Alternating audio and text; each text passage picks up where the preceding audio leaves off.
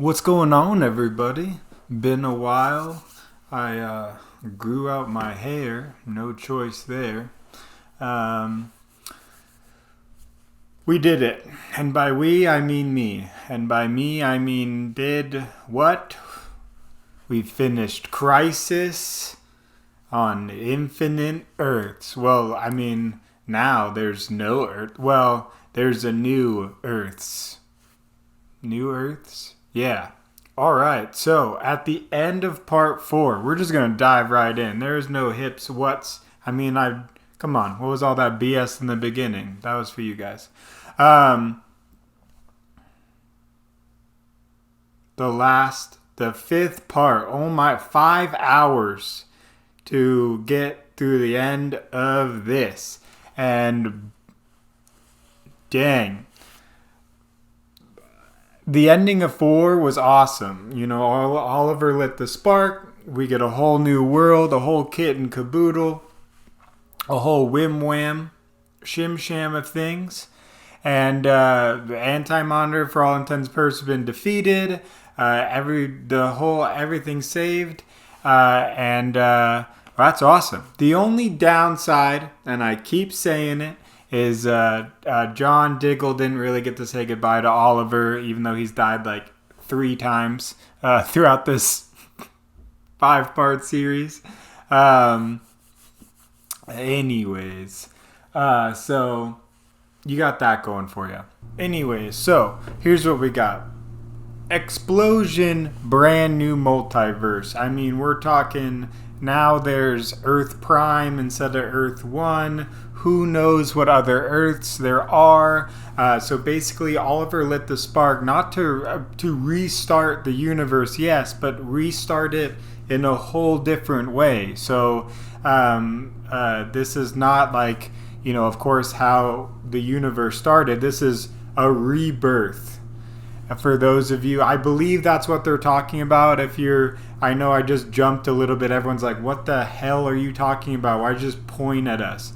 Bear with me here. But in the comics, they do like this whole... Yeah, everybody should know this. I'm not like...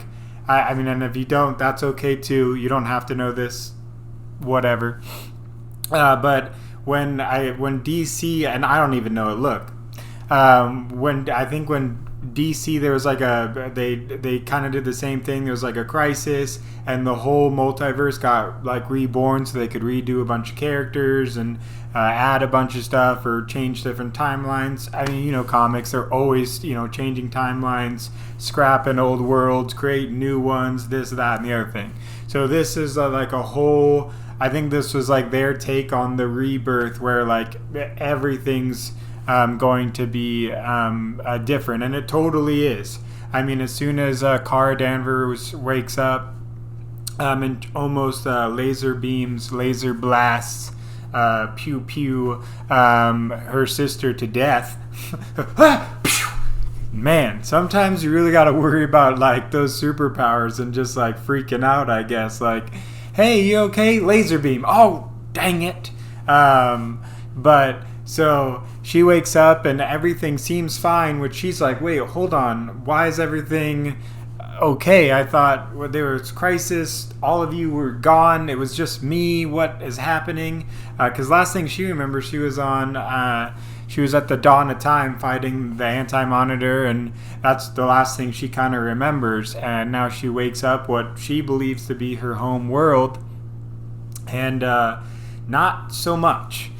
We soon find out that a lot of the worlds have collided into one and created basically Earth Prime, the birthplace of it all. And so Kara, Supergirl, had world Earth 3, I think it was, is now merged with Earth 1. So now that's how they can bring Supergirl finally into the fold on the same planet, is now they've merged their worlds together. They've also merged Black Lightning's world with ours, because now Black Lightning is in the same kind of universe. I'll get to that a little bit more. Like I said, Black Lightning is awesome, and he comes to help out Killer Frost and Heat Wave, which is just that was a cool team up. And so that's cool for him to be kind of in the same world as well, to be able to do team ups and crossovers. That'll be interesting. I really hope him and Barry get to kind of do their own kind of crossover event. It doesn't have to be like on a big scale or anything, but I hope those two characters kind of get more screen time because they really connected throughout Crisis. And I think they, without Barry, I don't think Black Lightning would have been as helpful or willing to put aside like everything he had gone through to kind of get to that moment. So good stuff. What else we got going on? So a bunch of worlds collided. Now they're all kind of on the same Earth, but still no Oliver. Oliver is 100%, I mean, not to say finally, but gonzo, out of the question, hit the park, took a lemonade, and that was gone. So no more Oliver Queen. And nobody knows this. Nobody has any idea that he's gone. Nobody has any idea about Crisis. That's the key. I've said that's the key like 800 times. But it's an important part of this whole thing is only the Paragons know what happened.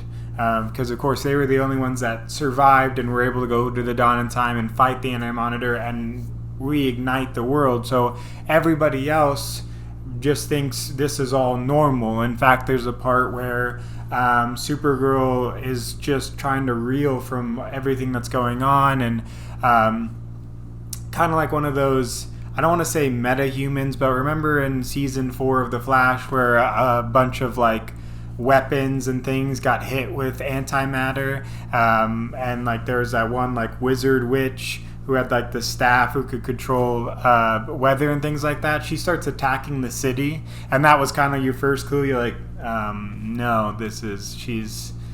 Remember the speedy guy? He races across. He goes zoom. That's that. No, all right then. So first clue there, and then the Flash kind of shows up and goes, "Hey, wait a minute, that was one of my villains," and then kind of goes, "Hey, wait a minute, why are you here?" And that's when they kind of figure out their Earths have merged onto a single Earth, but they still have no idea what has changed, what relationships has changed. A lot of storylines are probably going to be different now. Some things are going to be added. Some things are going to be taken away.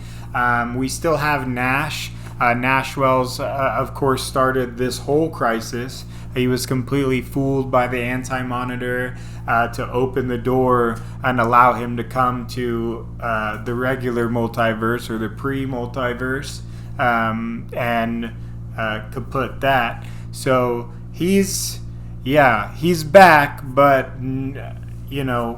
shortly nobody's gonna like him too much because the cool part is you're thinking, wow, this is gonna be a lot of explaining for characters because we have all these other superheroes that, of course, disappeared during Crisis or vanish, and now have this. They have a new whole mindset on everything that happened. I would be curious to see whether, because some people were pulled in. Well, no, I don't think anyone remembers. So does that mean Black Lightning and the Flash won't even know each other? I mean, the Flash will know him, of course. Oh, well, I guess, hold on. I'm answering my own question because I'm an idiot. What I was about to say is, yes, of course they will, because the key in all of this is Martian Manhunter. I know, you're like, this guy's going around and round and round. Martian Manhunter is going to, because he's got the psychic abilities, he can let everybody know what happened during Crisis, so everybody now will have, two versions of their lives. Everybody will remember, their life post or pre-crisis and post-crisis. So everybody who vanished will have two sets of views. All the Paragons, from what I understand, they only have pre-crisis. So all of our main heroes are really going to have no idea what has changed or what subtle differences they are until they're able to really we're going to have to find out. So we're going to kind of be in the introspective of the Paragons, depending on what shows anybody continues to follow after this, and to kind of see their journeys kind of back into the fold of this whole new universe, which could have new heroes and foes. We see a little bit at the end of some of the different worlds, but again, you know me, I skip ahead. So, kind of back to that. So now that everybody's kind of on the same page and knows what's going on with that, that's pretty cool. But it is a strange new world. So everybody's kind of now on Earth Prime, which means who knows what the other Earths are, or how to get to them, or if anything is the same. Is Cisco still Vibe? No idea. I mean, there's just so many unanswered questions. I'm super stoked to see where this all goes. I've started watching a little bit of The Flash now that season 6 is now on Netflix as of, I think it was the 21st of May, so just a couple of days ago here. I mean, wow, I don't know. But surprise, surprise, show wasn't really over. The AntiMonitor wasn't really dead or didn't really die. Oliver Queen was able to light the spark and beat him up pretty good, but I guess the AntiMonitor was like, hey, I'm still here. Just don't get too cozy. Because once everybody kind of figures out, okay, this is Earth Prime, we're all together, hey. What kind of brings everybody together is a Bebo, a life-size Bebo, I guess in Legends of Tomorrow, because this is all where, pulling from this episode is the first episode of the new season of Legends of Tomorrow. By the way to kick off a season with the ending of the biggest crossover event on, television, at least in my terms, television history. I'm sure there's, there could be other stuff, or I don't know, but I mean, this is the biggest thing I've ever seen, bringing all these actors and things all into one kind of hodgepodge of collectory there. So, I mean, to each their own, but come on, that's one crazy, that's a lot. So to kick off a whole season with that, I mean, hopefully that Legends got some good buzz from that. I actually plan to kickstart that show up again just a little bit, because I do kind of miss those characters and see where they're kind of landed out. But anyways, so what was I going with? Yeah, so they kind of all come together because I guess this giant Bebo comes to attack them. Turns out the Bebo's nothing. We don't need to worry about the Bebo. But what we do need to worry about is the AntiMonitor. And he's back, and nobody really believes he's back, because the only person who thinks he's back is our one and only Nash Wells. Nash Wells, of course, he didn't know anything. He actually didn't know anything. He was found back in the sewer where that door was, and that door had now disappeared, that AntiMonitor door. There was nothing there. He was just there kind of with almost no memory of what happened until, of course, Martian Manhunter gave him his memories. And everybody hates him. Of course, he's the reason why, trillions of, no matter how you slice it, the Earth is saved and everybody's back, but who knows how many people died throughout because of all of this, and what they all had to go through to even get to this sort of victory, if that's what you want to call it, because everything's new. And they lost Oliver, they lost a lot just to gain what they have. And they, of course, all blame Harrison or Nash Wells. But he keeps detecting AntiMonitor, and he's like, guys, hello, and they're like, no, we got a Bebo to attend. No, we got that, and we should lock you up and throw away the key. You destroyed how many worlds, how many countless, deaths did you cause? Like, get out of here. Until anti-monitor assassins, which were just like those ghosts that you can basically defeat in one punch, show up and try and kill Barry and White Canary, who are having this little moment next to a tree. Because I'm getting to that really quickly. White Canary kind of goes through this moment where, everybody's back, but she's lost everybody who knew her boat accident for the most part. I mean, Oliver's gone, her sister is gone, her actual sister, because the one that we've been seeing on screen throughout has been Earth's 2. But her sister's gone, her father's gone. I mean, everybody who she really had a connection to is gone, which is, I mean, she finally kind of gets to really, and she kind of gets to connect and go, oh, the legends kind of get to be my home, or have been my home for a long time. But, a lot of people lost a lot of stuff throughout this. So they're having a little moment there, and then, the AntiMonitor comes and tries to kill them. But come on. You don't attack the Flash. There is no sneaking up on the Flash. He's so fat. Come on, people. He's just come on. You gotta be sneaky. Or no, there is no sneak. You have to. No, the Flash is smarter than you. He'll outthink you. He'll outrun you. The Flash. All right. Now that I've said that about 100 times.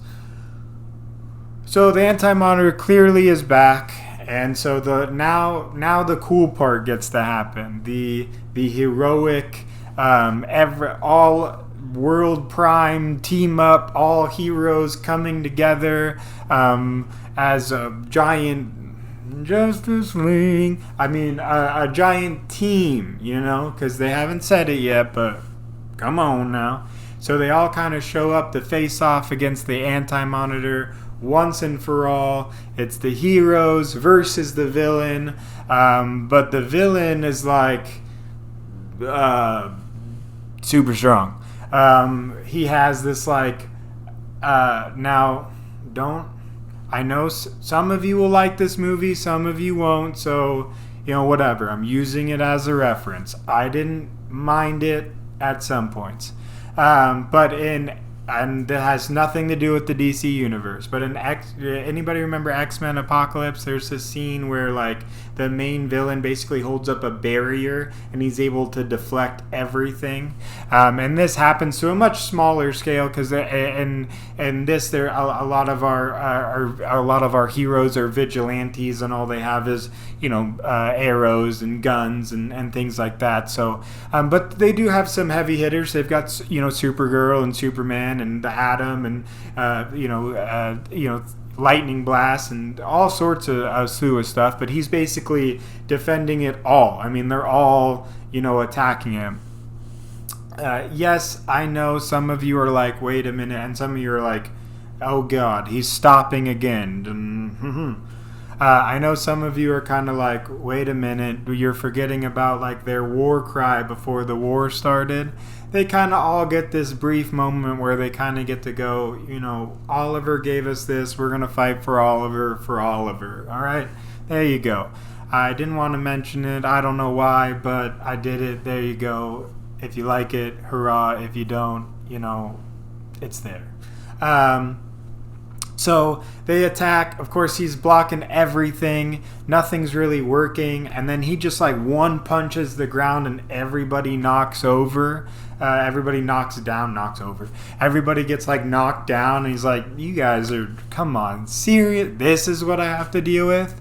And then you're kind of like, well, that makes sense. He's really strong. But then all of a sudden he grows to I don't know, it's reminded me of those old Power Ranger villains. After they defeated him, they just grow to a ginormous size. And of course the Power Rangers get their Megazord. I know I'm adding a bunch of different stuff over here, but that's what it reminded me of, because he just grew I don't know, 200 feet in the air. And I was like, how is this gonna do? You had him on the ropes with the whole fist punchy energy wave thingy. But I get it, dude. You got whatever. So he grows like super big, and he's like trying to like hit everybody who's now like ant size. And you have like the air team, like Supergirl, Superman, Atom. They're like punching him in the face, and they're actually like scoring hits now because now he's like a giant target. So now the Justice League is just punching him and beating him up, but they do have a plan. The plan is for the Atom to use his technology to build a device to basically send him to the microverse. And I really like, there was a brief line in there that was like, there may be some copyright issues with that, but it's all right. I'm going to call it the microverse, because their plan is to continually shrink him, and he's just going to be continually like shrinking for the end of time. And so they build this device. Well, Barry builds the device. Come on, because super speed, super brain, come on. It's not super, it's super speed, super fast, everything. And so he puts this device together really quickly, and even Adam was like, I love it when he does that. And then the other cool, Ray Palmer is he's such a fun character to be. I really think that you got the most fun on screen just doing that, because not only gets to be like, I love it when the Flash does that, then the Flash goes, hey man, you're coming with me, we got to get back to the battlefield. And the look on Ray Palmer's face is, I get to go shoot, like, I get to run really fast. He's so excited. Everybody else is kind of like, no, please stop. It's going to make me sick. But he's like, come on, yes, again, let's go. So they race off to the battlefield, and of course, they stop the AntiMonitor once and for all. And all is defeated, and the heroes have won. But the really cool part of all of this is at the very end, the whole team comes together in that, and we finally get a hint at basically the Justice League, because they build a shrine to Oliver as the hero who, saved everybody, and they all get kind of one last, thank you. And it's really nice for Barry, because I think Oliver really had a big impact on him, and I don't think, as much as Barry holds true to all that he is, if he didn't have that push to stay who he was, when Oliver kind of entrusted him with that, because Oliver was basically like, you could be different, man. Like, he didn't say that. I mean, he wasn't like, come on, man, you could be different. But he was like, you can really utilize what gifts you already have, to really become a hero and be a symbol for something that I could never be. And I think that kind of message really, really helped him become the hero he became. So there was a really good moment there. And we get to see kind of the Justice League table with all like their insignias on them. And for them to all sit, of course, with a Green Arrow chair left empty for whoever will don the mask or the cape of the Green Arrow. And so, it's real. And then you kind of get this ending shot of other Earths, and different little splashes of things like the Green Lantern Corp, and other just various kind of plethora of goodies to kind of look forward to. Wow. There's a way to kind of re-kick off, something that's been going on for many years. I think, Arrow had, 8 seasons? We're on season 6 for The Flash. So, I mean, season 5 for Supergirl. But what a way to basically just hit the reset button. I mean, if you really think about it, because, now everything's new. I mean, we have all these characters that we can now kind of overlap quite easily because they're all in the same planet. You've got new storylines to tell. You can now go back in time to old stories that we've now seen and add different flavors to them. So, I mean, the world is now completely restarted. You can now redo, re-grab, replay. And I think that's what's so innovative about this whole thing is now there's a rebirth to the whole show, to every show, to all of them. I mean, that's awesome. So, I mean, I'm all aboard. I know they've got a bunch of debut stuff planned for that, but Crisis on Infinite Earths, thank you guys for following this, whatever it's been. Every episode or everything has kind of been different depending on what kind of pieces I grabbed at or gravitate towards. Curious to see what you guys liked about the whole thing as a whole. I'm still the biggest fan of The Flash, and I think he was kind of the main reason I got into any of the Crisis. In fact, I went back and watched the Elseworlds Crisis and a few of the other Crisis, and I may even go back and just do, these types of videos on all, because I think all the seasons are a little much, but I can go back and do all kind of the crossover events, because those, they do a really good job with them. There's so many to choose from. I can't believe how many they've been able to do over the years. And this one, of course, has just been super crazy and way, a very good pinnacle in television. And I'm really glad that DC was able to kind of lighten that road and pick a channel and kind of stick with it and create a whole universe, because I know they've been trying to do that for a while, and they've got, they have the characters for sure. The stories are there, the character depths are there. You really could go, clearly, look at what they've done. They can really go all over, no matter what you think. I know the shows itself, they can vary a little bit, and things of that nature. It depends on it depends on how, I don't want to say teen they go or, adult, but they definitely play to a wide spectrum, and depending on where you are, sometimes you just kind of have to, look at your, wherever you're watching the show and just kind of look around and go, that part's for somebody else, and you just continue watching and pick the parts that you like. But wow, what a crazy ride. Way to go, CW. I'm still hooked. That was awesome. That was so cool. Thank you guys so much for watching. Catch us here next time for something else I'm doing in front of the camera. Always a pleasure to be back, guys. Thank you so much. Have a good one. Bye-bye.